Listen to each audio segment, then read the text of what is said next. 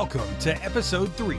Hey, this is John Lee Dumas of EO Fire, and you're listening to Who Did That Voice, where we take an in-depth look at voiceovers. Are you ready to plan your next vacation getaway? Then I recommend using 3D Travel Company. They are more powerful than pixie dust, more fantastic than flu powder, and they never charge a fee. Whether you're booking a Disney or Universal vacation, a relaxing cruise, or a luxury trip overseas, you'll experience concierge-level service unmatched by any agency. From the moment you submit a complimentary quote request or inquiry on their website at www.3dtravelcompany.com, you'll find out what it means to be pampered by the best in the business. That's 3, the letter D, travelcompany.com. And tell them Trenton sent you. Welcome to Who Did That Voice, the show where we take an in-depth look at voiceover. And now, here's your host, Trenton Larkin. Hello, everyone. Today on the show, we have Kyle Kurtz, who is an old high school chum and good friend. Kyle, thank you so much for joining us today. Trenton, thank you, man. It's great to be here, and it's great to catch up with you again. It's been years. You're absolutely right, Kyle. It has been way too long. It's great to catch up with you.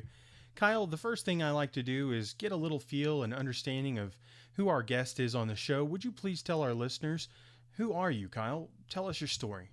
Well, sure, man. Well, I grew up in I'm from the Kansas City area, so Midwest, you know, all that stuff. Basic family upbringing. Parents split up when I was 10, but I was raised in my mom's side, mostly very performance-based household. So she was a music teacher for 30 years before she retired like a decade ago. And so performance was a huge part of my life. Did church choirs, little kids theater. I was basically a ham growing up. So basically anything I could I could dress up in and find around to turn into a superhero costume. I was many different forms of Superman. If he had accessories on, I was many different forms of Batman. I was, always performing around the house, just being a little idiot and just entertaining my family and friends where I could. So that hasn't changed much, being an idiot. But that carried over into middle school and high school, and that's where I met you, man, in high school, and did definitely theater together, and our parents were friends, and then when they went to high school, and so it's only fitting that we carry on the tradition of our families. Well, absolutely, man. It was pretty amazing to be going to high school with you, considering our parents had been in the same place. Your mom was a little like a year older than my dad, and grade-wise, and I was a grade under you, so it was like repeating history with our family generations and lineage, so it was quite awesome to act with you. Right. It was great, man. I miss those. Those were great days. Music Man and Guys and Dolls. Wow, those definitely bring back some good memories from yesteryear. So, Kyle, besides your family being such a theatrically and musically inclined family, were there any other contributing factors to you pursuing an acting and voiceover career? Really, it's being on stage in front of people. Unlike a lot of people who get scared on a microphone or, they get in front of people. And since I DJ weddings right now, like I see this a lot with the toasts. People are they're mortified, they're petrified to be up there with a microphone in their hand. And then, of course, their speech doesn't go that well because of their fear. But I never encountered that. I love having a microphone in my hand. If I had a chance to talk to people and entertain them or tell a joke or do something, like I love that, doing that. I felt it as kind of like my job, and I felt I was meant to do that. So I guess not having that innate fear of performance really makes me comfortable behind the microphone or on stage or wherever I happen to be. So your lack of fear inspired you to become more involved in acting. Sure, yeah, absolutely. I mean, I love. Yeah, you kind of have to. I mean, I know that some performers get nervous, and still even pros get nervous, as they should, because it keeps them on their toes. And I still encounter that, whether I'm, in a studio or on stage. You still get that nervousness, and that's good because it keeps you alive. And that's what kind of helps. I live for that adrenaline rush, if you will. Like, it makes me want to do more. A primetime player, like I feel like I have to step up and be the best I can be. So that inspires me about every day. So it's not really like the fear of, you have that innate fear that any actor has that kind of inspires them and motivates them to continue on, but it's not so much fear that it keeps you from doing it at all. So right, it's that fear control. You control your fear. You don't. It's still there. It's just what you do with it. You don't let it control you. Right, exactly. And a lot of pros, they don't let it control them. They control it. They use the adrenaline rush from that to fuel their performance. So with voiceover for radio, DJing, and that kind of stuff, was that something you had thought about doing when you were younger, since you were doing kind of acting and singing and everything in high school and through schooling and everything? Had you considered doing DJing and radio, or was that something that just kind of came about? It kind of came about, like, when you're young, when you're a kid, you have these great ideas, but the problem with those great ideas is that they're really broad or vague. So a lot of kids, they might want to be an actor or a movie star or even like a astronaut or a ninja or all this stuff. They have these broad, vague goals and stuff, but because they're kids, we don't understand, how intricate the world is as kids. So as you grow up and you get more life experiences, your passions or your interests start to take on a specific shape. And so I saw, when I got into college, I loved performing with choir and theater and all that business, but I saw a different avenue in radio when I was in college, using my voice to perform live, but it was on the air. It really developed for me from there, like being on a microphone started in college, like that's when radio all picked up. In college, like I was a music major and we had a public radio station on campus. And they hired music majors for the evening shift because we could pronounce the classical name. We didn't completely biff them like all the other kids did. Music majors did the classical shifts at night, and when I did my first shift, my first on-air show, I talked maybe 3 times the whole hour for, 30 seconds, not even 30 seconds, maybe 30 seconds total. But that first hour I did that, I was completely hooked because I knew I was live. When I pushed that button, I was live. I was talking to the people, they could hear me, and that adrenaline rush kicked in, and that got me hooked. Even though I was just doing classical music for 2 or 3 hours a night in college, like it spoke to me. I was like, man, that was fun. I had a great time doing that. And then that built into daytime shifts and morning news shifts where like I was given some real responsibility with covering the community and writing stories and producing the shows, and it all built from there in college. But man, it just started with that little spark, and I had to do more radio. I had to be on the air more. I had to experience all that again. So working for the radio station, were there times where they needed you to do voiceovers for commercials or call letter segments for the station? Oh, absolutely. Sure. It's basically in public radio, it's different because it's called underwriting. Okay. It's not so much a commercial sponsor. It just basically says this program is brought to you by such and such. A department on campus or a business in town. Like it's called underwriting. So it's handled a little differently than say like pop or rock radio. But you still need to record that stuff. So yeah, I recorded that stuff. I produced all these, we call them spots for our Bearcat Sports Network. So all our affiliates who carried the Bearcat football and basketball games, they heard those spots too. You're mentioning the Bearcats. Now give a shout out. What is your alma mater there?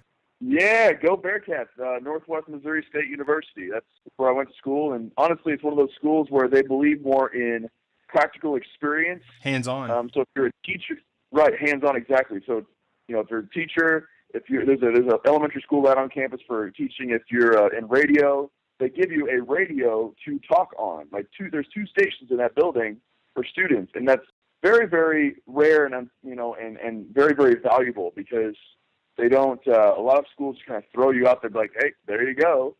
But Northwest actually gave you a chance to be on the air on a high power station, and that's just straight up invaluable right there. You can't buy that kind of experience. Well, I mean, you kind of can because I paid for college, but. Well, that's most excellent that they give you that firsthand experience. That's just amazing. You really don't get that in most schooling situations. No, you don't. You're sitting with your nose in a book for, 8 hours a day and you don't get to actually do anything, real experience. So it makes it so much easier and you up your game much faster when you have that experience. So I find it most fascinating to hear how your firsthand experience and training really helped you excel. Speaking of training, have you had any professional vocal training that's helped you in your acting, singing, and radio career? Yeah, man, I did. I was actually a music performance major, so I had voice lessons and piano lessons, and those were very, very good. I had a couple of very, very good professors who helped me out with that. But what I learned, and we might talk about this in a minute, but I got into cheerleading while I was in college, and just using my voice properly was very, very key, especially since I use my voice all the time in radio, in singing, in cheerleading. I had to learn how to use my voice properly without wrecking it. Then those voice lessons really helped me to speak from the correct position, how to not overexert my voice like you're at a sports game or whatever, all that stuff. So, I had to learn how to be very careful with my voice, and voice lessons were very, very instrumental in that, so to speak. Well, it's good to know that vocal training is definitely a key factor in helping you train for the voiceover industry so that you do know how to take care of your voice. Whether you're singing, acting, doing voiceovers, whatever it is, it's very crucial. Or doing podcasts, Or doing podcasts, absolutely. Yeah, because your voice is your livelihood. Very much so. So, Kyle, was voiceover work something that you had planned for, or did it just kind of come about? Because I know you've done some actual commercials for, I believe, Starlight Theater and some different companies there in Kansas City. Right. It is based on my connections. Because really, I did all that voiceover work in college and made a lot of good connections from there. Because, radio people, you always stay in touch with each other and your network. I worked in Kansas City at Mix 93.3 for the morning show. It's pop radio. I worked in Lincoln, Nebraska, and I did a night show there. I DJ now. I do like wedding and event DJ stuff during the summer. It helps pay the bills, and it's really fun to do a lot of fun events. But I got my voiceover opportunity with Starlight by doing that. It was a guy from you remember Adam Watson from high school? Yes. Yeah. Yeah. He was in he works for Starlight Theater, and so he didn't work for that. I don't think that particular department that I hooked up with for the voiceovers, but I was somebody he knew he could recommend. Yeah, absolutely. Right. So he helped get me involved with it. He's part of the marketing team, I think. So he called me up and got that set up, and it's just who you know, man. And I can't stress that enough. Like, regardless of what we talk about it for our professions or whatever, it's really who you know and how many connections you can make, and don't be a jerk, basically. Yeah. Because you never know who you might need to do something for you, or who might need you to do something for them, and that's how it got set up. So now I'm the voice of Starlight Theater's commercials, TV and radio, which is super cool. Oh, wow. So you're like their official voice now. I mean, as long as they'll have me. Well, that's amazing. I thought you had just done a couple commercials. That's fascinating. I didn't know that. Oh, yeah. I sat in the studio for hours and knocked out all these commercials the entire 2016 season. And they said, well, this is great. We'll see you next year. And I was like, sweet. It's a date. I'll mark it in my calendar now. Right, exactly. I will keep it open. Yeah, man, it's connections. It's making those connections and talking to as many people as you can, being friendly, putting pride in your work, because people will see that. And even marketing yourself to a degree on social media. Like, I've seen people market themselves so hard on social media, and it's cool, but they saturate it with their stuff, and it takes on a braggart kind of tone. Absolutely, yeah. And it becomes overwhelming. It's like, cool, we get it. You're into voiceovers. I get it. All right, sweet. But if you do a good enough job where other people are bragging for you, that carries so much more weight, because to an extent you have to let people know you're out there. But also, if people are doing the talking for you, then that even expands your circle more, because they're like, oh, well, this guy says this, and, it's not just this guy tooting his own horn, really. It's other people. Absolutely. That makes sense, yeah. Yeah.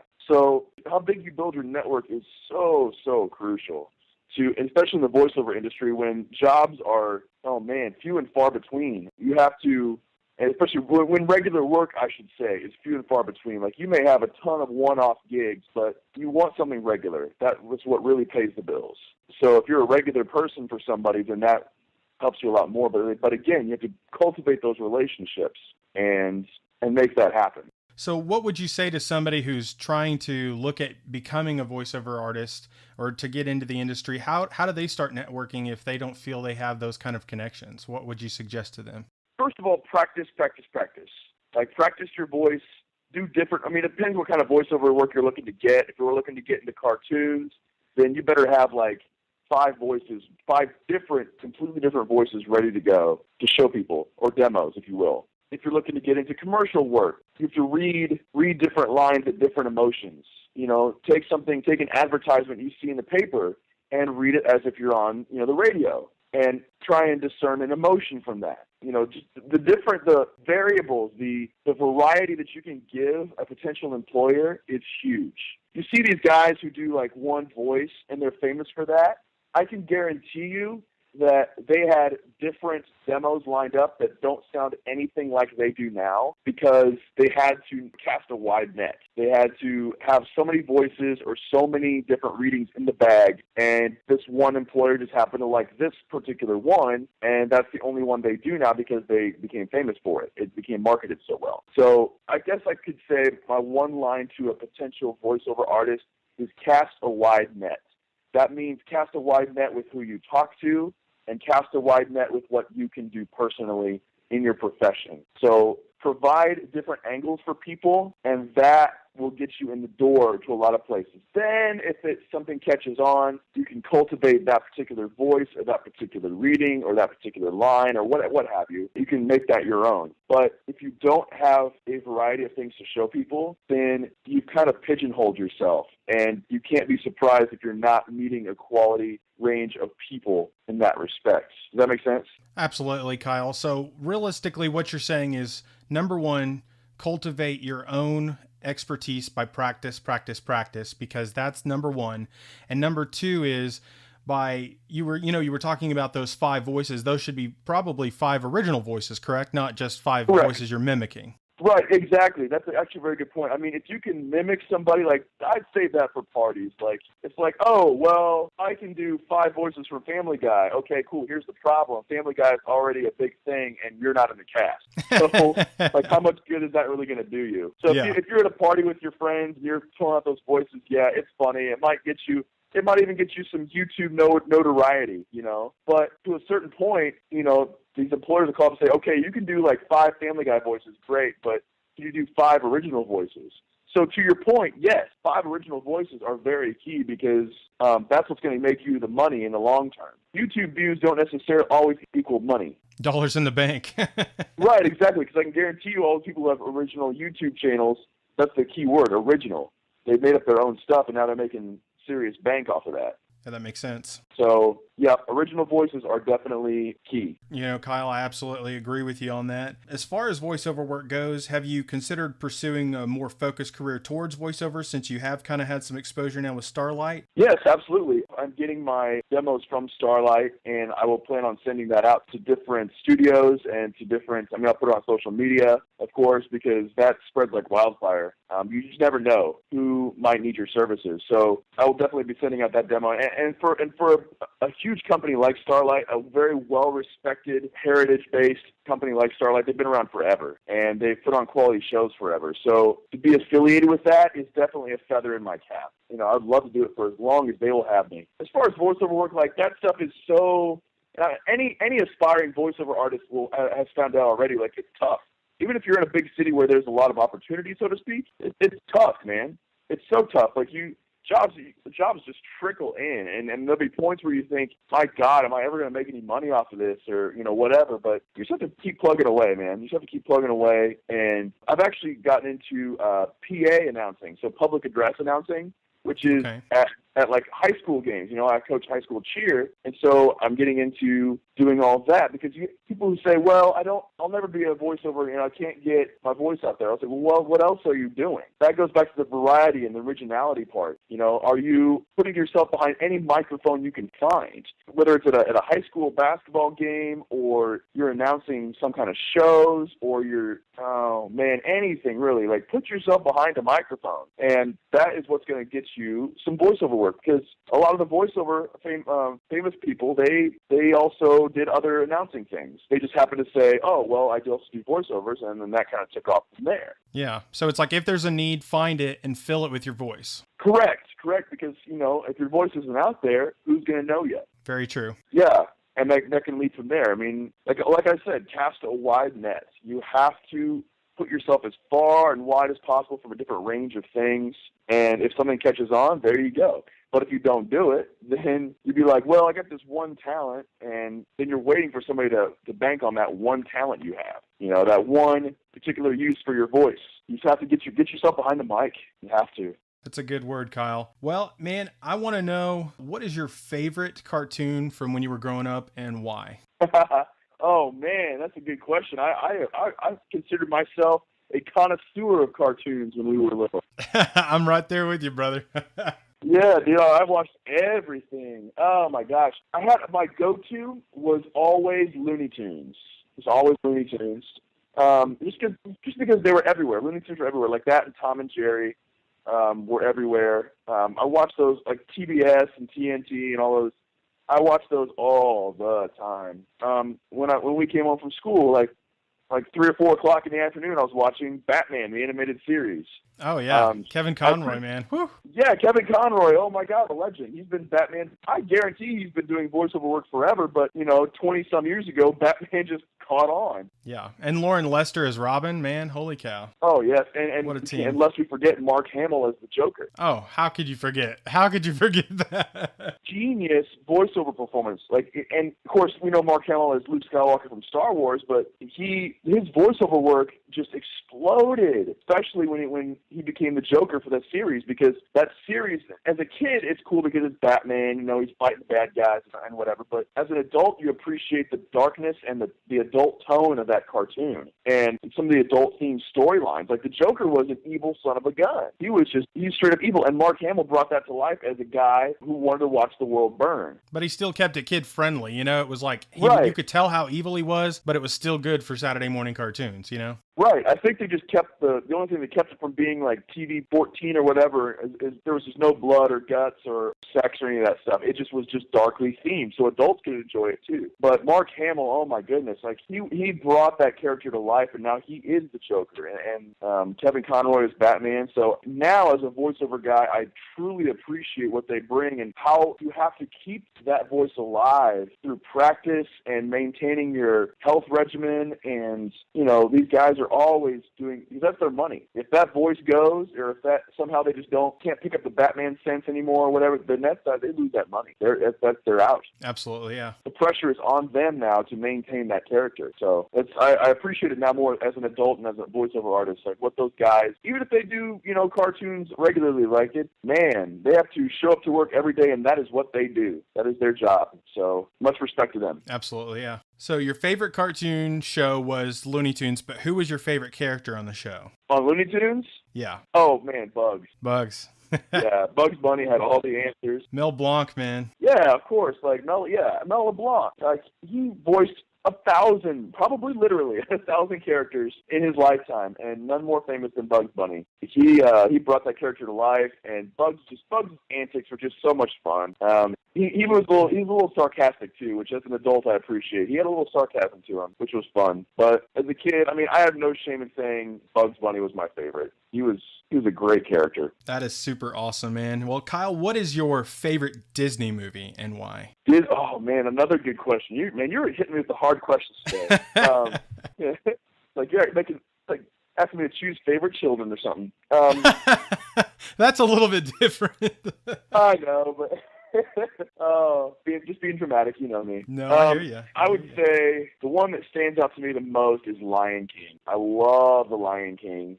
Everything about the movie was perfect. The voices, the atmosphere of it, how it took on a darker tone later, like the heroes and Pride Rock were in some real peril. Like even for Disney, they were in some real peril because Scar was taking over and the Pride Lands were just a mess. And the soundtrack, oh my God, the soundtrack. I bought the soundtrack separately, like not even hesitating, because it was such an excellent soundtrack to it. Tim Rice and Alan Menken just killed it with the soundtrack. Yeah, it's gorgeous music, that's for sure. Oh, yeah. I appreciate now more of the Disney Pixar movies. I think those are fantastic. My favorite Disney Pixar is WALL-E. Oh, that's an amazing show, man. And if you notice, in the first 30 minutes of the movie, there's no voices. Nobody talks, except for like that little Guys and Dolls video that he played or whatever. Yeah. But other than that, for the first 30 minutes of the movie, nobody talks. And they use a robot and his surrounding and interacting with his surroundings to not only, one, set up the story, but advance the story within 30 minutes.